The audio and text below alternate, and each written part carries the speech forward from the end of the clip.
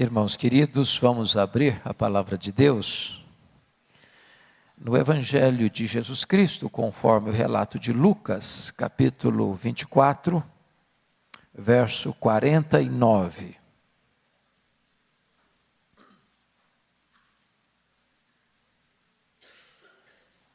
Lucas 24, 49.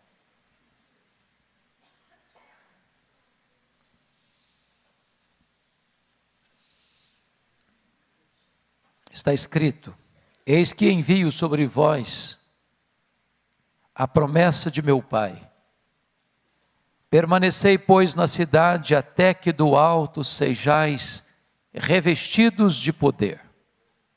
Agora, Atos dos Apóstolos, capítulo 1.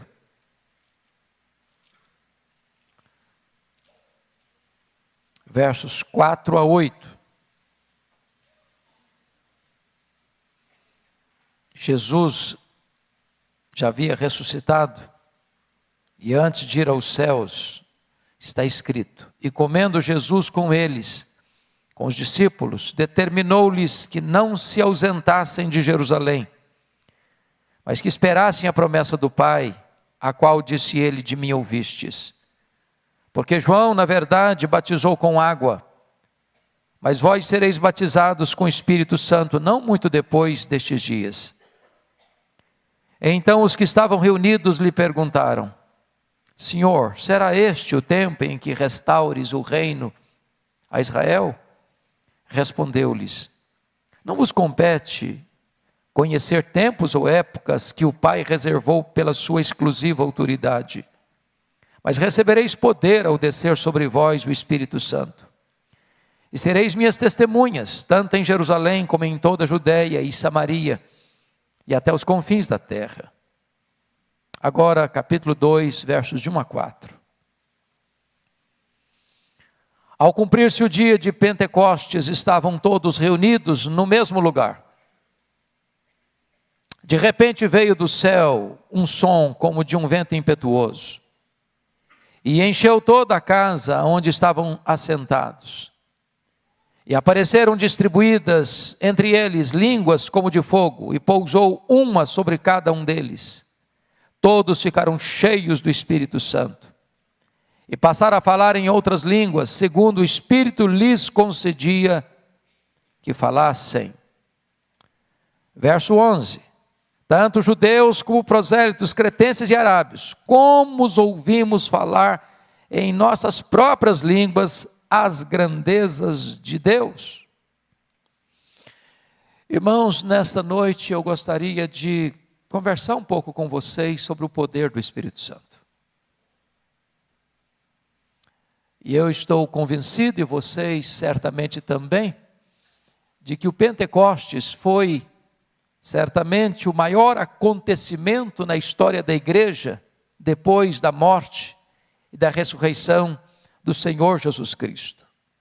Foi ali, historicamente, que o Espírito Santo foi derramado, em cumprimento à promessa do Pai, para ficar para sempre com a sua igreja. O derramamento do Espírito Santo trazendo poder acontece exatamente porque os discípulos obedecem à orientação de Jesus: permanecei na cidade, até que do alto sejais revestidos de poder. Porque antes de enviar a igreja ao mundo, Jesus Cristo enviou o Espírito Santo à igreja.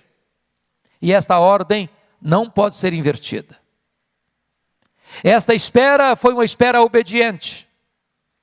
Esta espera foi uma espera perseverante. Esta espera foi uma espera cheia de expectativa, a expectativa do revestimento de poder. Diz o capítulo 1, versículo 14 de Atos, que todos estes perseveravam unânimes em oração, com as mulheres, com Maria, mãe de Jesus, e com os irmãos dele. Notem vocês que não foram alguns, mas todos. E todos perseveravam, mas todos estavam unânimes, sintonizados no mesmo canal, desejosos da mesma experiência, aguardando o mesmo revestimento de poder, sintonizados na mesma obediência à orientação de Jesus para o recebimento do mesmo poder, o poder do Espírito Santo de Deus. Esses 120 estão unidos, coesos, unânimes, perseverando na busca do mesmo ideal, serem revestidos com o poder do Espírito Santo. O que aconteceu então naquele dia histórico, memorável do Pentecostes? Eu gostaria de destacar duas verdades soleníssimas. A primeira delas, a experiência pessoal do enchimento do Espírito Santo. Notem comigo o que está escrito no capítulo 2, versículo 4. Todos ficaram cheios do Espírito Santo. Agora preste atenção numa coisa, amados. É muito importante entender isso. Aqueles discípulos que estão no cenáculo aguardando o enchimento do Espírito Santo, eles já eram crentes. Eles já eram salvos. Consequentemente, eles já tinham o Espírito Santo. Notem vocês que foi o próprio Jesus quem disse que eles já estavam limpos. Foi o próprio Senhor Jesus que disse que todos aqueles que o Pai havia lhe dado, ninguém havia perecido, exceto Judas Iscariotes, o filho da perdição. Aqueles 120 que estavam lá já possuíam o Espírito Santo, porque a Bíblia é clara e categórica em afirmar que ninguém pode pertencer a Cristo a não ser pela obra do Espírito Santo. Ninguém pode ser crente a não ser que tenha nascido de novo da água e do Espírito. Se isso não bastasse, o próprio Jesus Cristo, depois de ressuscitado, soprou sobre eles o Espírito Santo e disse: recebei o Espírito Santo. Portanto, eles já tinham o Espírito Santo, eles já eram habitados pelo Espírito Santo, mas eles ainda não estavam cheios do Espírito Santo. Uma coisa é ter o Espírito Santo presente, outra coisa é ter o Espírito Santo presidente. Uma coisa é ter o Espírito Santo em nós, ser habitados pelo Espírito. Outra coisa é ser cheio e revestido com o poder do Espírito Santo. E eu gostaria de hoje pensar com você, fazendo-lhe essa pergunta muito particular, muito pessoal. Você que está aqui, que é crente, que é salvo pela graça, que já foi lavado no sangue do Cordeiro, que tem o seu nome escrito no livro da vida, você está cheio do Espírito Santo? Há provas disso na sua vida? Há evidências disso na sua vida? Há sinais disso na sua vida? Porque ser cheio do Espírito Santo não é uma opção nossa, é uma ordenança do Senhor Jesus Cristo. É uma orientação clara e um imperativo absoluto que Paulo dá em Efésios 5,18. Não vos embriagueis com vinho no qual há dissolução, mas enchei-vos do Espírito. E esse verbo está no presente contínuo, dizendo o seguinte, que ontem você pode ter sido cheio do Espírito Santo, mas hoje você precisa ser cheio de novo, porque a plenitude de ontem não serve para hoje. Agora notem comigo, o que acontece nessa experiência? Olha o capítulo 2 comigo. Ao cumprir-se o dia de Pentecostes, estavam todos reunidos no mesmo lugar. De repente veio do céu um som, como de um vento impetuoso, e encheu toda a casa onde estavam reunidos. Notem vocês que o Espírito Santo vem na semelhança de um vento, como um vento impetuoso. E o vento é um símbolo do Espírito. E foi o próprio Jesus Cristo quem disse isso, que os ventos sopram onde quer. Ouves a sua voz, não sabes de onde vem, nem para onde vai. Assim é aquele que é nascido do Espírito. E quando Jesus lança mão desta figura, desta imagem, deste emblema do vento, para ilustrar a obra do Espírito Santo, ele está nos ensinando algumas lições. Primeiro, o Espírito Santo de Deus é livre, ele sopra onde quer. Ele não pode ser comandado, ele não pode ser dirigido, ele não pode ser coordenado pelo homem, ele é livre. Ele é livre, ele sopra onde quer. Ele sopra onde você jamais soprou. Ele sopra onde você jamais esperaria que ele soprasse. Ele sopra e ninguém pode resistir ao sopro do Espírito Santo de Deus, porque além de livre, ele é soberano. Ele é soberano, Ele sopra numa cadeia, Ele sopra numa escola de samba, Ele sopra num campo de futebol, Ele sopra numa boate, Ele sopra no bar da esquina, Ele sopra num terreiro de macumba, Ele sopra lá no hospital, Ele sopra na praça, na rua, aqui na igreja, dentro da sua casa, no leito de um hospital. Ele é soberano, Ele sopra onde quer, mas Ele é misterioso. Você não administra o Espírito Santo, você não domestica o Espírito Santo. Ele é livre e Ele é soberano. E Ele vem, diz o texto, como um vento impetuoso, irresistível. Mas notem comigo, por gentileza, versículo 3. E apareceram, distribuídas entre eles, línguas como de fogo. E pousou uma sobre cada um deles. Notem vocês que a experiência do enchimento não é coletiva, mas particular, pessoal. E desta forma, irmãos, a plenitude do Espírito Santo é para pessoas, é para indivíduos, é para você, é para mim. Estas línguas como de fogo pousaram, mas não pousaram no ambiente geral, não pousaram na coletividade, uma sobre cada um deles. Agora notem. O Senhor Jesus Cristo, através do seu precursor João Batista, foi categórico em afirmar, quando as pessoas queriam fazer dele o Messias: porventura tu não és o Cristo? E João Batista disse para as multidões: eu batizo com água, mas aquele que vem depois de mim é mais poderoso do que eu. E Ele vos batizará com o Espírito Santo e com fogo. Se você olhar a história bíblica, Deus se revelou através do fogo. Foi assim lá na sarça ardente, no Monte Sinai. Foi assim lá no Monte Carmelo, com o profeta Elias. O fogo de Deus veio, consumiu o holocausto. Foi assim quando Salomão estava consagrando o templo. A presença de Deus veio como fogo.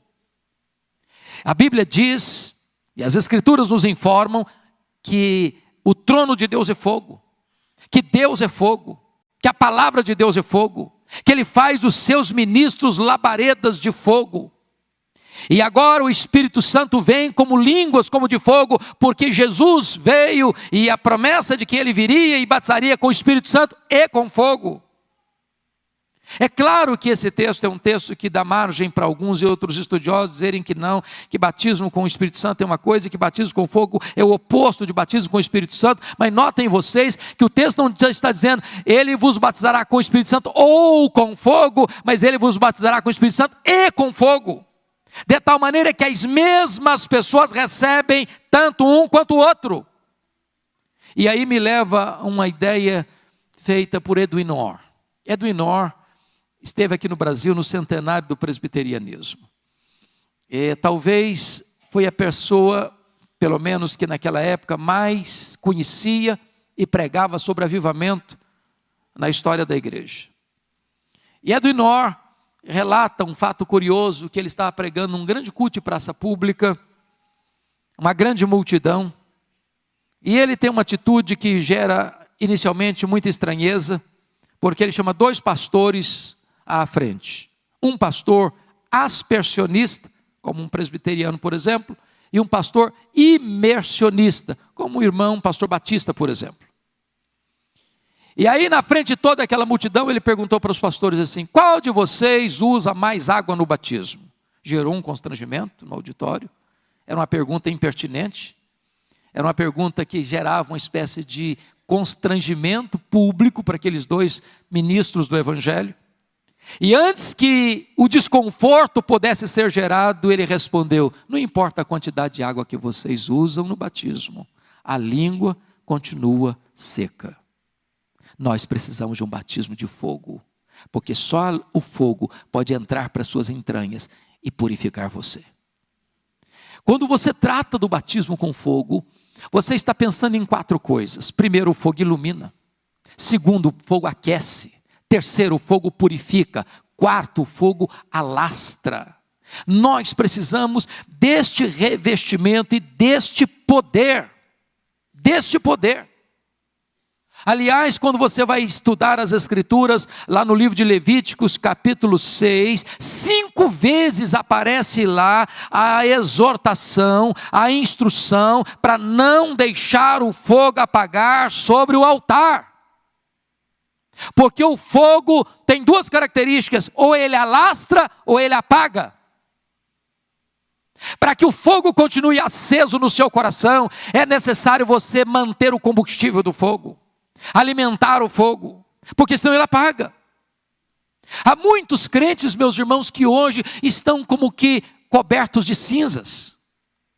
Houve um tempo na sua vida que houve fogo, houve um tempo na sua vida que houve fervor, houve um tempo na sua vida em que havia amor por Jesus, alegria na presença de Deus, delícia na oração, prazer no louvor, paixão pelo Evangelho, alegria em falar de Jesus Cristo. Esta chama foi apagando, foi ficando uma chama bruxuleante, e de repente esse fogo apagou, e essas brasas se tornaram um carvão cheio de cinzas e coberto de cinzas.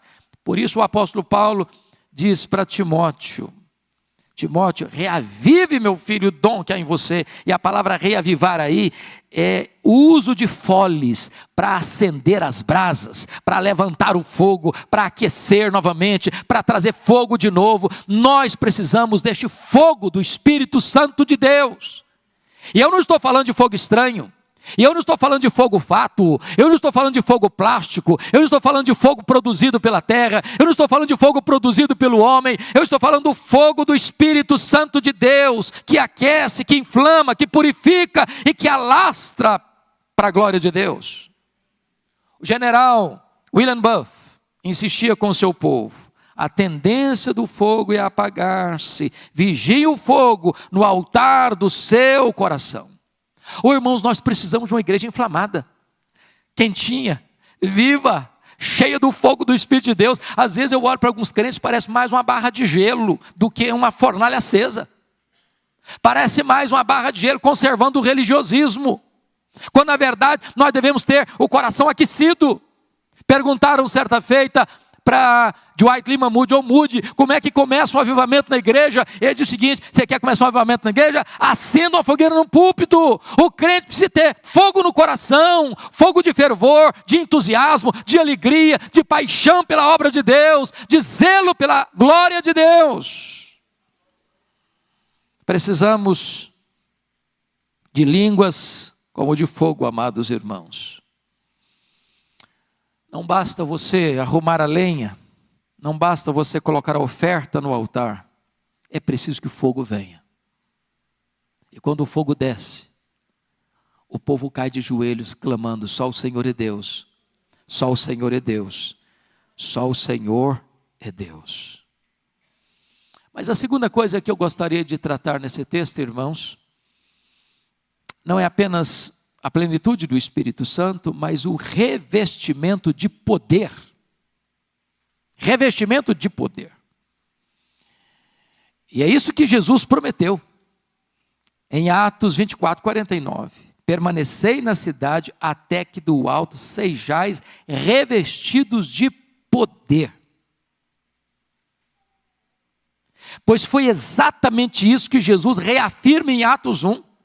Versículos 4 e 5, determinou-lhes que não se ausentassem de Jerusalém, mas que esperassem a promessa do Pai, a qual disse ele: de mim ouvistes, porque João na verdade batizou com água, mas vós sereis batizados com o Espírito Santo. Isso gera uma pergunta: vai ser nesse tempo que o Senhor vai restaurar o reino a Israel?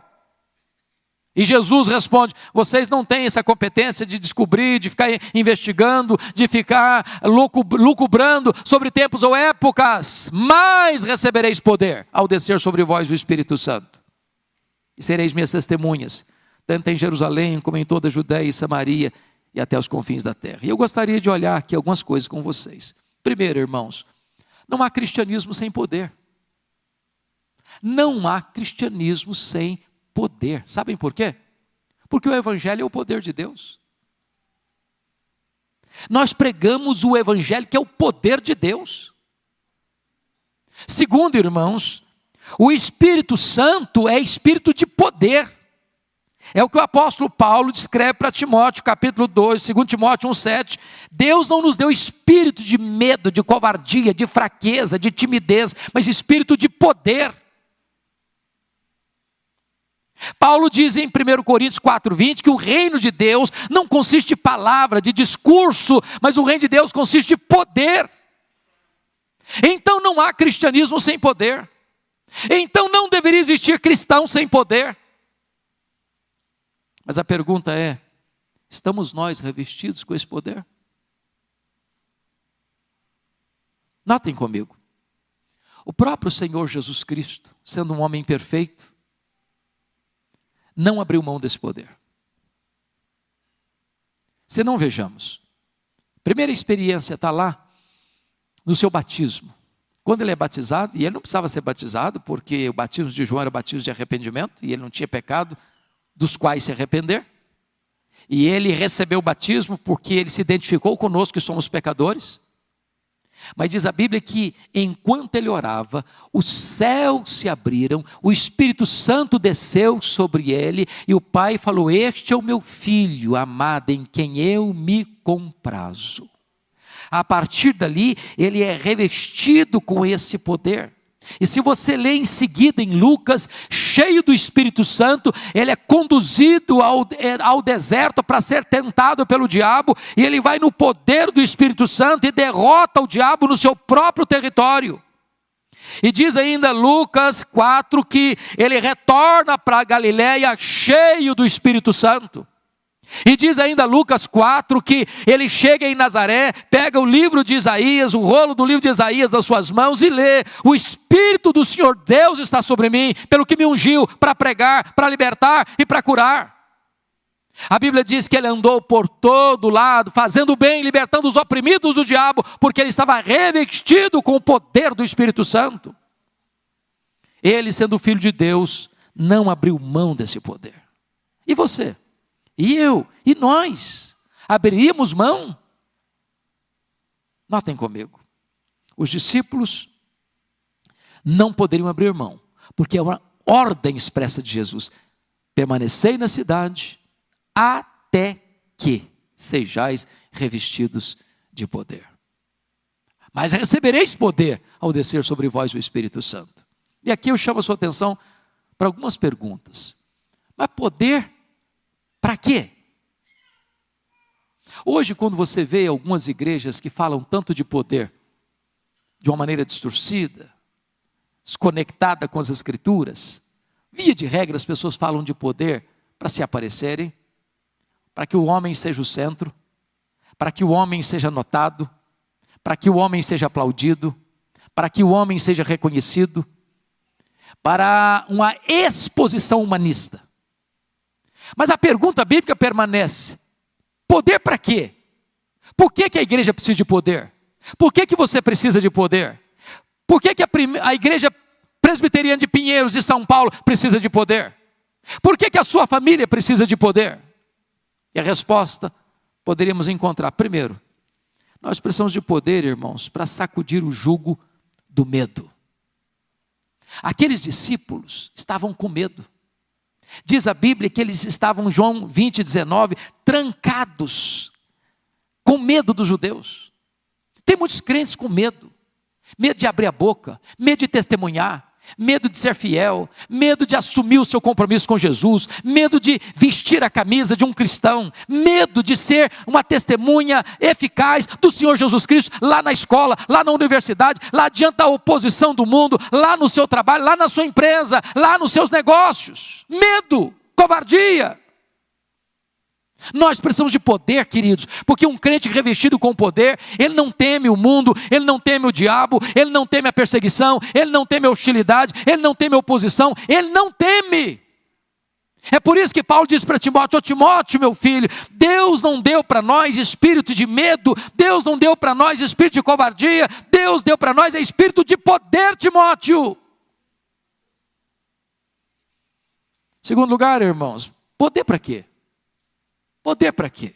Segundo, poder para tirar os olhos da especulação teológica para a ação missionária. Note que quando Jesus falou deste poder para os seus discípulos, eles entraram com uma pergunta teológica, escatológica. Será nesse tempo que o Senhor vai restaurar o reino de Israel?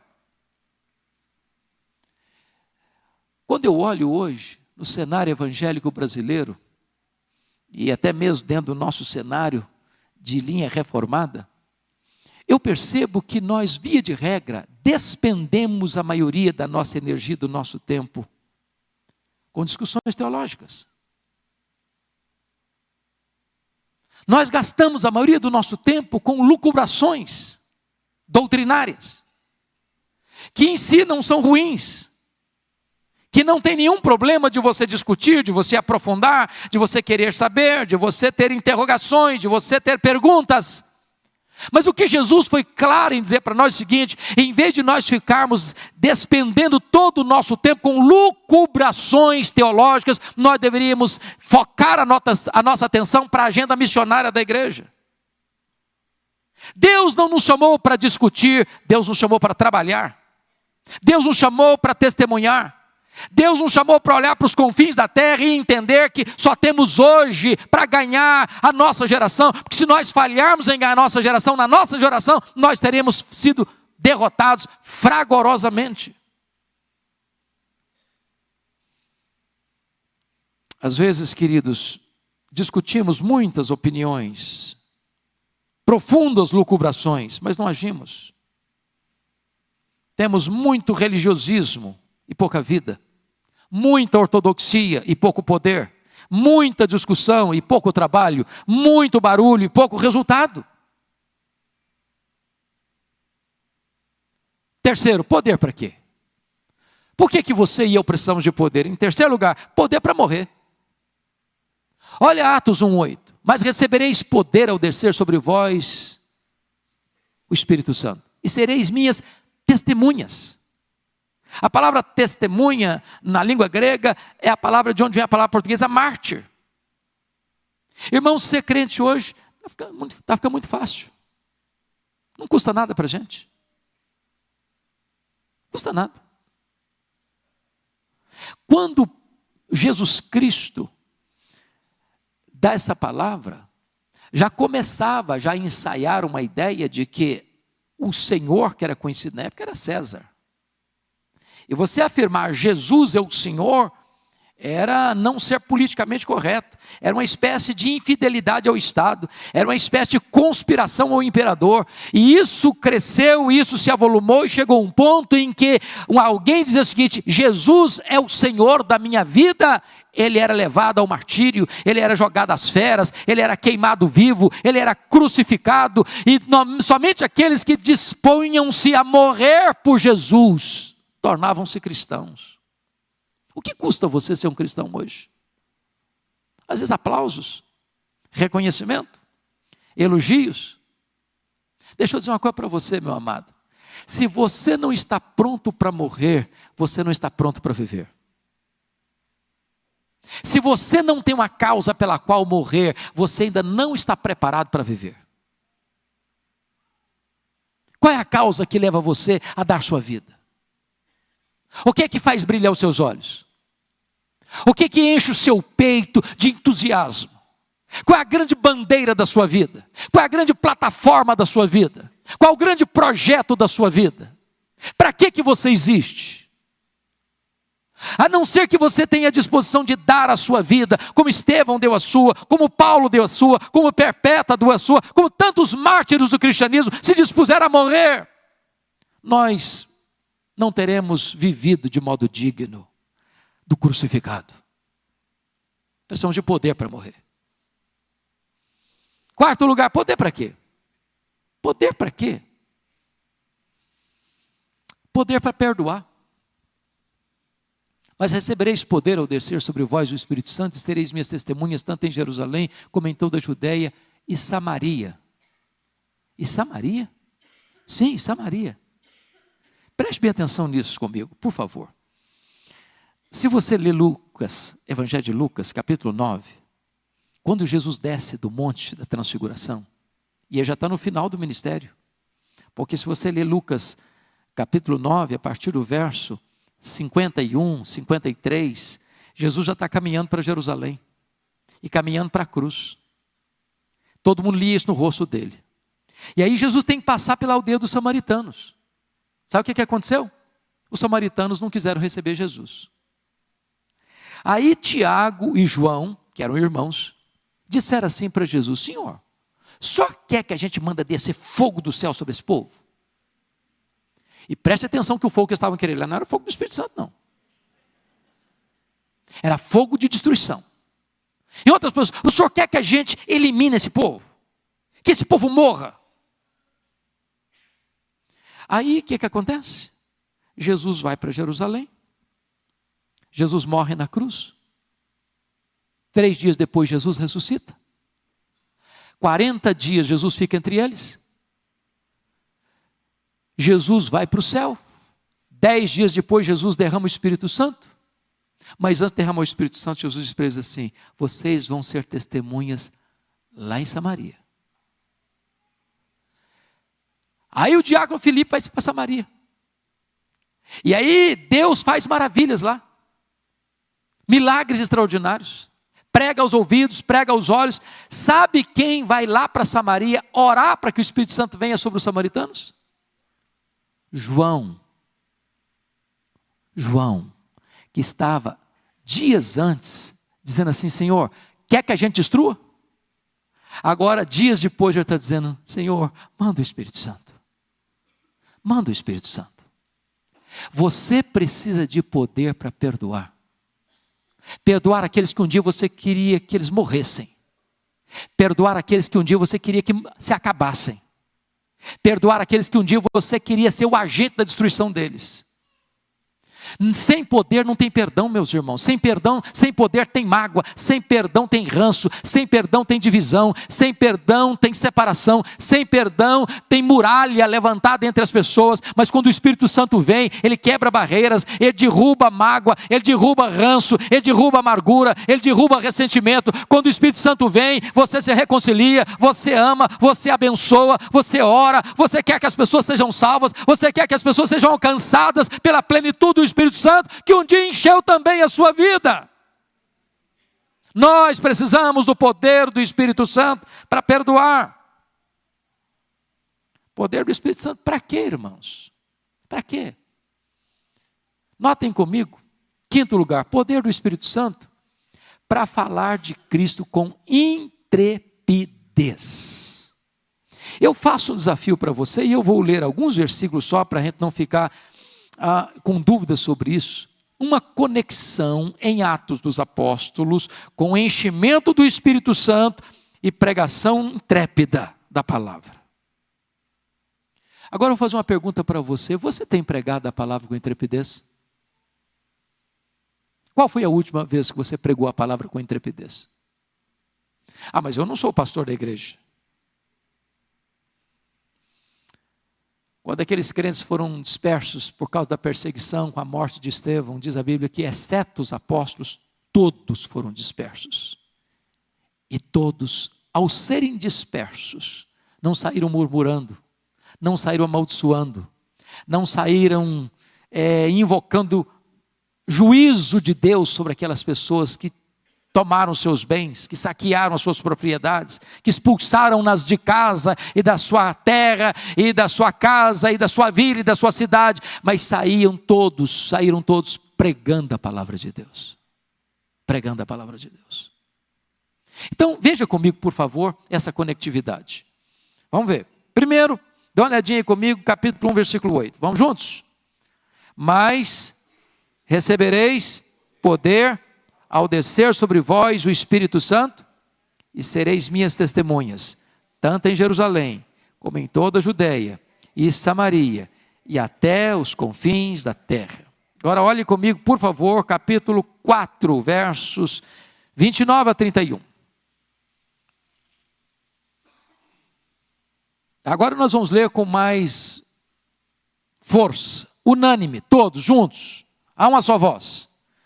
Atos 4, 29 a 31, toda a igreja. Agora, Senhor, olha para as suas ameaças e concede aos teus servos que anunciem com toda a intrepidez a tua palavra, enquanto estendes a mão para fazer curas, sinais e prodígios, por intermédio do nome do teu santo servo Jesus. Tendo eles orado, tremeu o lugar onde estavam reunidos. Todos ficaram cheios do Espírito Santo e com intrepidez anunciavam a palavra de Deus. Louvado seja o Senhor. Olha comigo, por favor, capítulo 6, versos 8 a 10. Olha a história de Estevão. Vamos ler juntos, por gentileza. Com a mesma ênfase. Capítulo 6, 8 a 10. Todos juntos. Estevão, cheio de graça e poder, fazia prodígios e grandes sinais entre o povo. Levantaram-se, porém, alguns dos que eram da sinagoga, chamada dos libertos, dos sirineus, dos alexandrinos, e da Cilícia e Ásia, e discutiam com Estevão, e não podiam resistir à sabedoria e ao espírito pelo qual ele falava. Louvado seja Deus. Agora Atos 9, para encerrar essa leitura. Atos 9, por favor, versos 17 a 22. Todos juntos, por gentileza. Então Ananias foi, e entrando na casa, impôs sobre ele as mãos, dizendo: Saulo, irmão, o Senhor me enviou, a saber, o próprio Jesus que te apareceu no caminho por onde vinhas, para que recuperes a vista e fiques cheios do Espírito Santo. Imediatamente lhe caíram dos olhos como que umas escamas, e tornou a ver. A seguir, levantou-se e foi batizado. E depois de ter sido alimentado, sentiu-se fortalecido. Então permaneceu em Damasco alguns dias com os discípulos. E logo pregava nas sinagogas a Jesus, afirmando que este é o Filho de Deus. Verso 22. Saulo, porém, mais e mais se fortalecia e confundia os judeus que moravam em Damasco, demonstrando que Jesus é o Cristo. Oh, amados irmãos, é hora de você agora parar e perguntar: meu Deus, isso só está escrito na Bíblia ou isso é para mim? Isso é uma história do passado?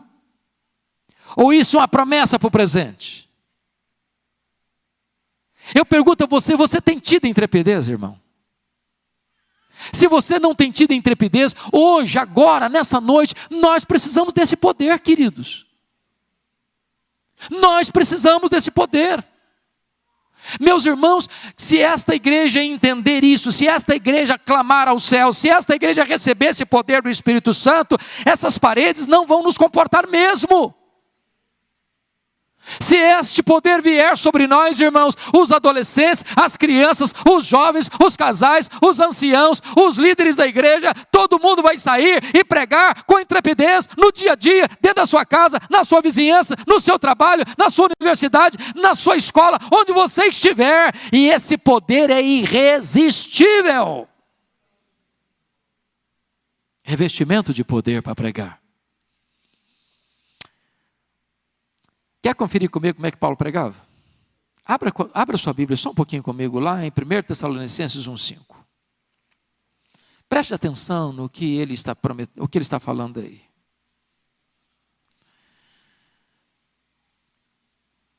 Eu queria que a igreja toda lesse comigo. 1 Tessalonicenses, capítulo 1, versículo 5. Toda a igreja. Há uma só voz, vamos ler. Porque o nosso evangelho não chegou até vós tão somente em palavra, mas sobretudo em poder, no Espírito Santo e em plena convicção, assim como sabeis ter sido o nosso procedimento entre vós e por amor de vós. Meus amados, vocês precisam orar pelos pregadores.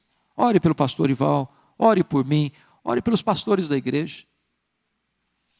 Alguém já disse que banco sem oração é púlpito sem poder.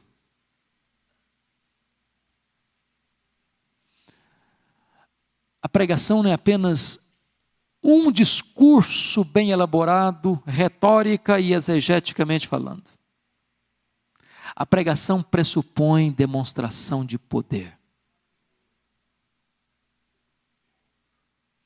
A ponto da pessoa entrar com o coração mais endurecido e esse poder ser quebrado.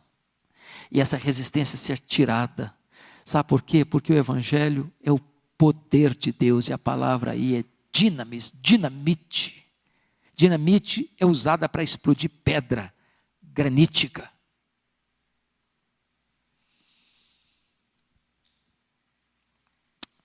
Quando George Whitefield foi ordenado ao sagrado ministério, com 20 anos de idade, ele, antes de pregar o seu primeiro sermão, ele orou a Deus e jejuou durante 2 dias.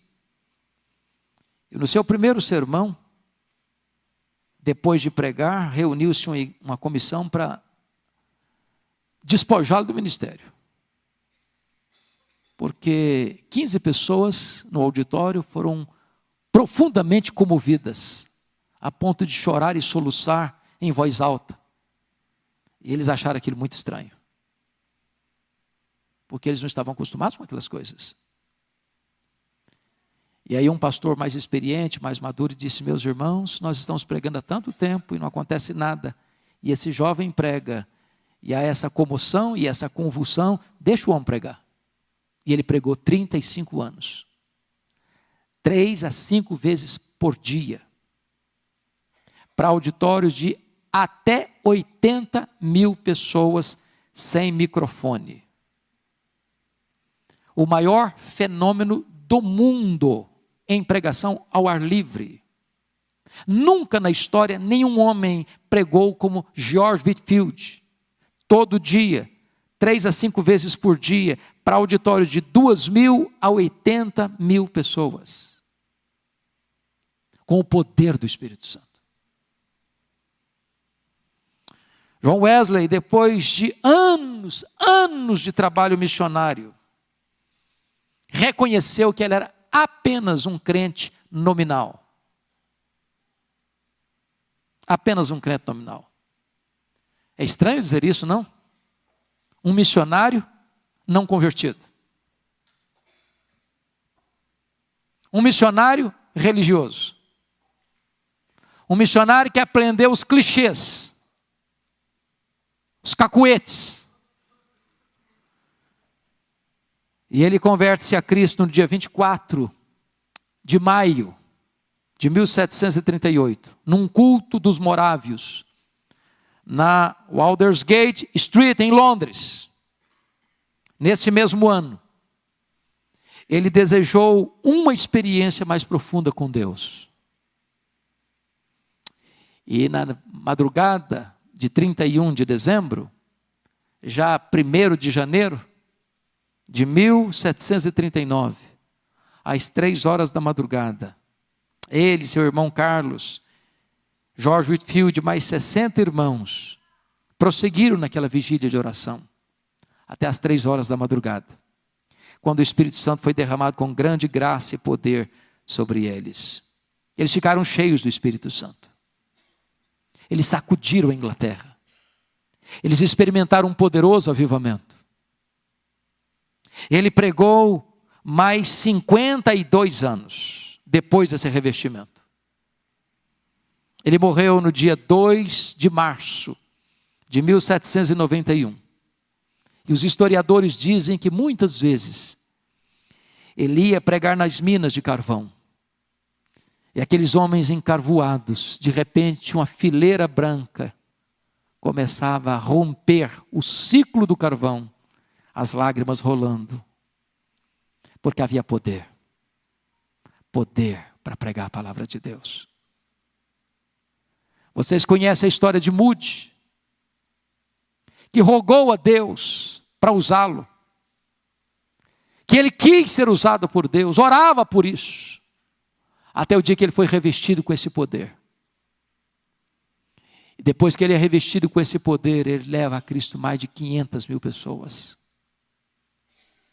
Às vezes temos resultados, irmãos, eu concordo, temos resultados, pastor prega, pastor Arival, eu prego, outros pregam, a gente vê de vez em quando ali, um fruto aqui, outro fruto ali. Mas nós queremos mais, queridos. Nós precisamos de mais. Para quando uma pessoa entrar por aquelas portas, ela tem uma sensação tão profunda da presença de Deus, o impacto tão irresistível da glória de Deus, que ela vai ser impactada. profundamente impactada. E os nossos cultos serão celeiros de conversão.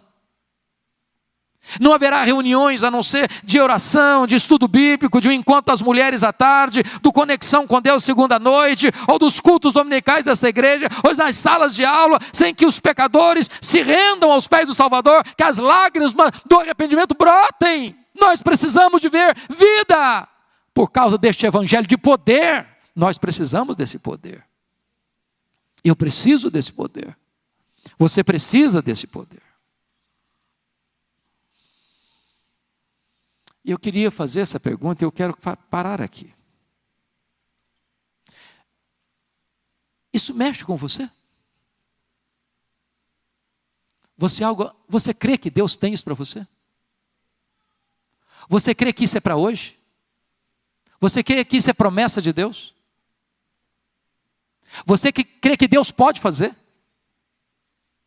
Quando o apóstolo Pedro estava pregando lá no Pentecoste, depois do derramamento do Espírito Santo, ele se dirigiu àquela multidão nessas palavras: esta promessa é para vós, esta promessa é para os vossos filhos, esta promessa é para aqueles que ainda estão longe, para você e para mim, esta promessa é para todos quantos o Senhor nosso Deus chamar. Portanto, irmão, todo aquele que é chamado para a salvação tem uma promessa de revestimento de poder, o poder do Espírito Santo de Deus. Se nós não estamos cheios, irmãos, não é por falta desse poder, é porque nós não estamos buscando esse poder, é porque nós não estamos preparando o caminho do Senhor para que Ele se manifeste, é porque nós ainda estamos negligenciando a perseverança desta busca até que este poder venha sobre nós e nos revista. Eu gostaria que você curvasse a sua fronte, que você fechasse os seus olhos.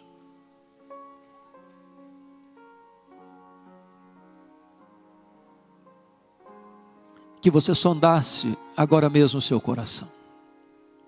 E a pergunta é essa: você está cheio do Espírito Santo? Você foi revestido com o poder do Espírito Santo? Do que você está cheio? O que encanta o seu coração? O que faz os seus olhos brilharem? Qual o grande anseio da sua alma?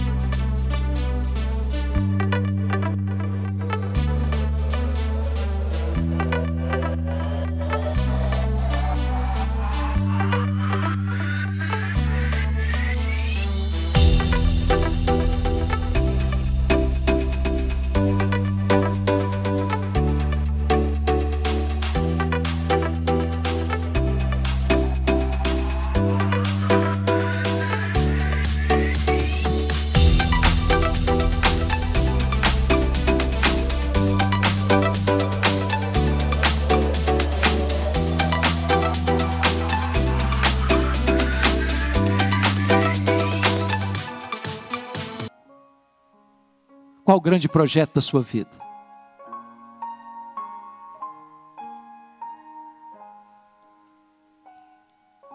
Quando Moody estava sendo cheio do Espírito Santo, lá em Nova York, ele disse: ainda que me dessem toda a riqueza do mundo em troca dessa experiência, eu rejeitaria.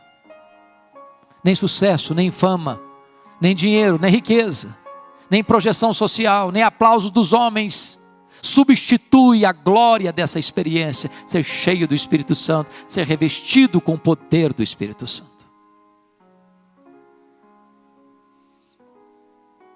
Se você anseia por isso, de todo o seu coração,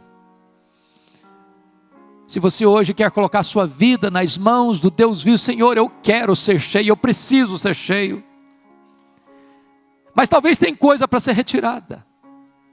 Porque se existe uma lei da física que 2 corpos não podem ocupar o mesmo espaço ao mesmo tempo, é hora de você dizer, meu Deus, o que é que está impedindo a plenitude do Espírito Santo na minha vida? Tenha coragem de romper com isso, tenha coragem de largar práticas de pecado, tenha coragem de romper com aquilo que está impedindo a plenitude do Espírito Santo, obstruindo o caminho da plenitude, impedindo que essas torrentes venham sobre a sua vida.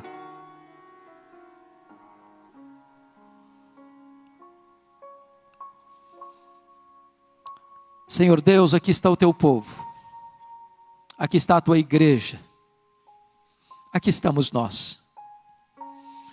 Ah, Senhor, nós tantas vezes olhamos para o nosso coração e parece que esta vinha está murcha, devastada. Mas o que oramos nesta noite, Senhor, restaura a tua vinha. Às vezes olhamos para o nosso coração, meu Deus, ele está árido, seco. Porque temos informação, temos conhecimento, sabemos do que tu fizeste no passado, tu podes fazer no presente, mas nós ainda não fomos revestidos com este poder do Espírito Santo. Senhor, sopra sobre nós nesta noite o alento do Espírito Santo, sopra sobre nós o vento do Espírito Santo, Senhor. Tira a cinza, Senhor, inflama as brasas, acende este fogo santo no nosso coração, em nome de Jesus. Dá-nos intrepidez, dá-nos espírito de ousadia, dá-nos capacidade de olhar para as grandes frentes para pregar a tua palavra, ir até os confins da terra. Dá-nos, ó Deus, amor à tua obra, dá-nos desapego das coisas deste mundo, Senhor, e dá-nos amor à obra da evangelização em São Paulo, neste estado, nessa nação e ao redor do mundo, meu Deus. Desperta a tua igreja, levanta a tua igreja, reaviva a tua igreja para a glória do teu nome. Sopra sobre nós um sopro de vida nesta noite e enche-nos do Espírito Santo e reveste-nos com o poder do Espírito Santo, em nome de Jesus, para a glória de Jesus. Aleluia. Amém.